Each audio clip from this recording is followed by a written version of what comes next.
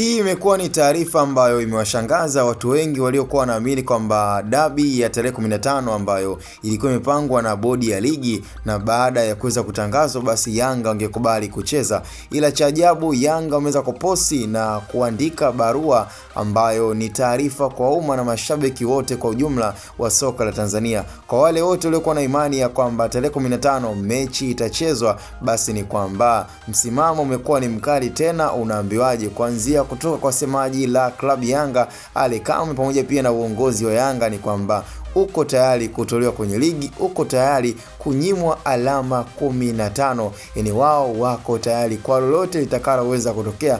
Yani ikatokea Yanga hata anashushwa daraja, basi Yanga wao wako tayari, lakini msimamo mkali ni kwamba hawatocheza na wamekubaliana na hayo yote. Kwa hiyo haijalishi kama tarehe 15 Simba Sport Club ambaye mpaka sasa ameshaweka nadhiri ya kucheza mechi hiyo, basi Yanga wao wameweza kupishana na gari hilo la mshahara kwamba tarehe 15 wanachokifahamu ni kwamba wao wamebakiwa na mechi mbili, na isoshe kwamba pia Yanga wametangaza kwamba hawatocheza pia fainali ya kombe la shirikisho la CRDB, ambapo wanadai kwamba pesa ambazo ni za mwaka jana, yani za msimu uliopita, katika ushindi walioweza kuibuka kama wao ndo washindi wa kombe hilo la shirikisho la CRDB, manake inadaiwa kwamba hawakuweza kupewa pesa zao. Kwa hiyo ni kama deni. Sasa iwaji wacheze fainali ya pili akati tayari pesa ya awamu ya kwanza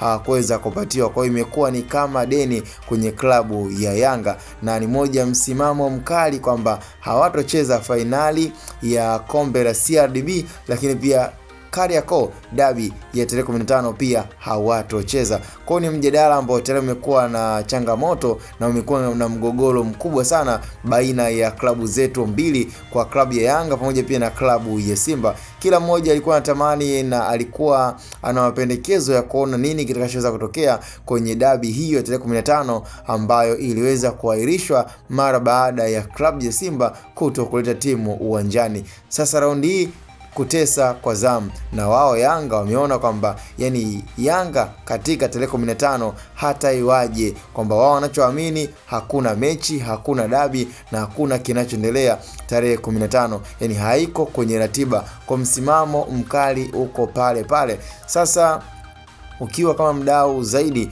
ningependa sana tukutane kwenye upande ama idara ya comment section. Una ushauri gani ama una maoni gani? Na je, umefurahishwa na kinachoendelea na klabu Yanga ama umesikitishwa? Ama pia je, una maoni gani kuhusiana na hiki kinachoweza kuendelea?